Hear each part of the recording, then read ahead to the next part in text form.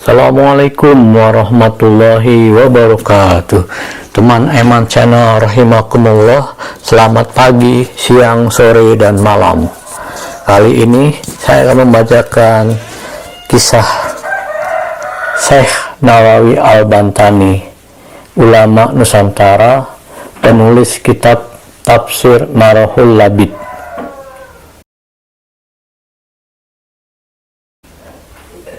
Terdapat banyak ulama tafsir di Indonesia, belasan bahkan puluhan yang tercatat dalam sejarah. Karya-karya mereka menghiasi Nusantara. Sebut saja Abdul Rauf As-Singkili 1615-1693 Masehi, ulama tafsir abad ke-17 yang menulis tafsir Turjuman Al-Mustafid yang merupakan kitab tafsir lengkap 30 juz pertama. Lalu di penghujung abad ke-18 muncul Syekh Nawawi Al-Bantani 1813-1879 Masehi dengan tafsir Munir atau yang terkenal dengan nama Marahul Labid Kafi Makna Quran fil Majid.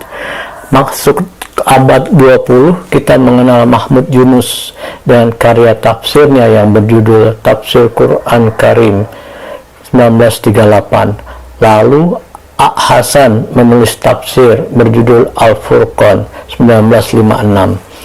Kiai Haji Bisri Mustafa dengan tafsir Al-Ibrisnya 1960.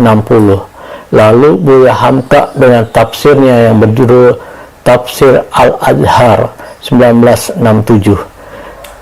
Tengku Muhammad Hasbi As-Siddiqi menerbitkan karya di bidang tafsir dengan judul Tafsir Al-Bayan 1971. Sampai dengan abad 21 muncul Tafsir Al-Misbah yang ditulis oleh Quraisy Shihab pada tahun 2000. Di antara sekian banyak mufasir Nusantara tersebut, hanya tafsir Marahul Labid karya Syekh Nawawi Al-Bantani yang ditulis dengan menggunakan bahasa Arab. Ulama non-Arab menulis karya tafsir berbahasa Arab tentu sangat menarik untuk dikaji. Bagaimana ia menulis, metode bentuk tafsirannya, serta bagaimana bentuk coraknya. Sekilas riwayat hidup Syekh Nawawi Al-Bantani. Syekh Nawawi Al-Bantani bernama lengkap Muhammad bin Umar bin Arabi bin Ali Al-Jawi Al-Bantani. Ia lebih dikenal di kalangan pesantren dengan sebutan Muhammad Nawawi Al-Jawi Al-Bantani, atau lebih singkat lagi dengan Syekh Nawawi Al-Bantani. Namanya diambil dari seorang penulis textbook dalam mazhab Syafi'i, dan dengan mengambil nama tersebut dia juga menghormati pelopornya. Nawawi adalah putra Kiai Umar, seorang pejabat penghulu yang memimpin masjid, sedangkan ibunya Zubaidah, seorang ibu rumah tangga biasa.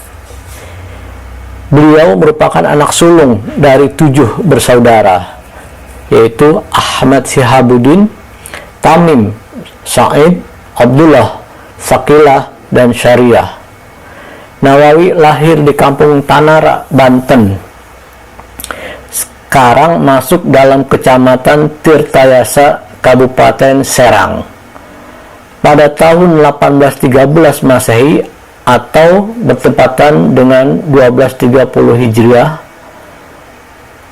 Dari silsilahnya, Nawawi merupakan keturunan kesultanan yang ke-12 dari Maulana Syarif Hidayatullah, yakni Sunan Gunung Jati, Cirebon, yaitu keturunan dari putra Maulana Hasanuddin atau Sultan Banten pertama yang bernama Sunyararas atau berjuluk Tajul Arsy. Nasabnya bersambung dengan Nabi Muhammad Sallallahu Alaihi Wasallam melalui Imam Ja'far As-Sadiq, Imam Muhammad Ali Al-Baqir, Imam Ali Zainal Abidin, Sayyidina Husain, dan Fatimah Az-Zahra. Nawawi menikah dengan Nyai Nasimah, gadis asal Tanara, Serang, dan dikaruniai 3 orang anak bernama Nafisah, Maryam, dan Rubi'ah. Latar belakang kitab Marhul Labid. Marhul Labid karya Syekh Nawawi Al-Bantani adalah kitab tafsir Nusantara kedua yang ditulis lengkap 30 juz setelah tafsir Tujuman Al-Mustafid karya Syekh Abdul Rauf As-Singkili pada 1693. Kitab ini terdiri dari 2 jilid. Jilid pertama dari surah Al-Fatihah sampai Al-Kahfi berjumlah 672 halaman. Sedangkan jilid kedua terdiri dari surah Maryam sampai surah An-Nas berjumlah 695 halaman. Sebagaimana kebanyakan kitab tafsir pada umumnya, penulisan kitab tafsir ini sesuai urutan surah yang ada di dalam mushaf Al-Quran, dimulai dari surah Al-Fatihah dan diakhiri dengan surah An-Nas. Syekh Nawawi mulai menulis tafsir Marhul Labid setelah adanya permintaan dari beberapa koleganya, dari beberapa sahabatnya, sebagaimana yang ia sampaikan pada permulaan tafsirnya, meskipun ia sempat ragu untuk menulisnya karena takut masuk dalam golongan sabda Nabi. Man qala fil Qur'ani bi ra'yihi wa asab faqad akhta. Barang siapa berkata tentang Al-Quran dengan akalnya dan benar, maka ia telah melakukan kesalahan. Ia juga mengutip hadis yang lain sebagai berikut. Man qala fil Qur'ani bi ra'yihi fala yatubu maq'ad minan nar. Barang siapa berkata tentang Al-Quran dengan akalnya, maka bersiaplah dengan tempatnya di neraka. Setelah melalui perenungan panjang, akhirnya ia mengabulkan permintaan tersebut karena ingin mengikuti tradisi ulama salaf dalam melestarikan ilmu. Namun seperti keterangan Syekh Nawawi Al-Bantani sendiri di akhir tulisannya, ia menyelesaikan penulisan Marhul Labid pada malam Rabu, tanggal 5 Rabiul Awal 1305 Hijriah, yang bertepatan dengan tanggal 21 November 1887 Masehi.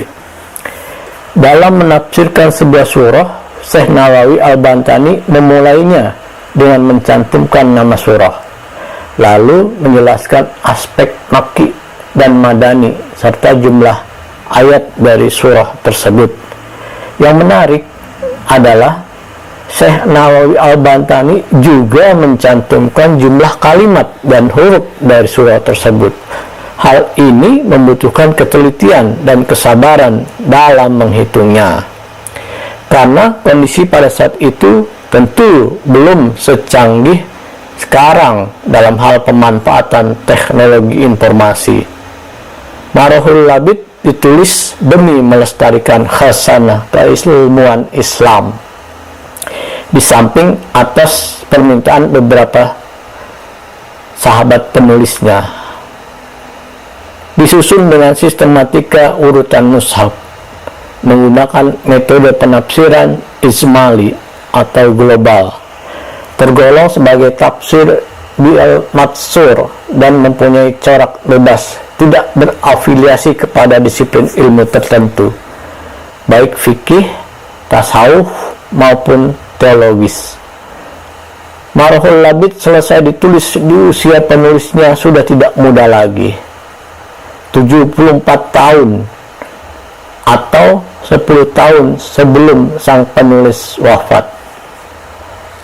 Wallahu a'lam bisawab.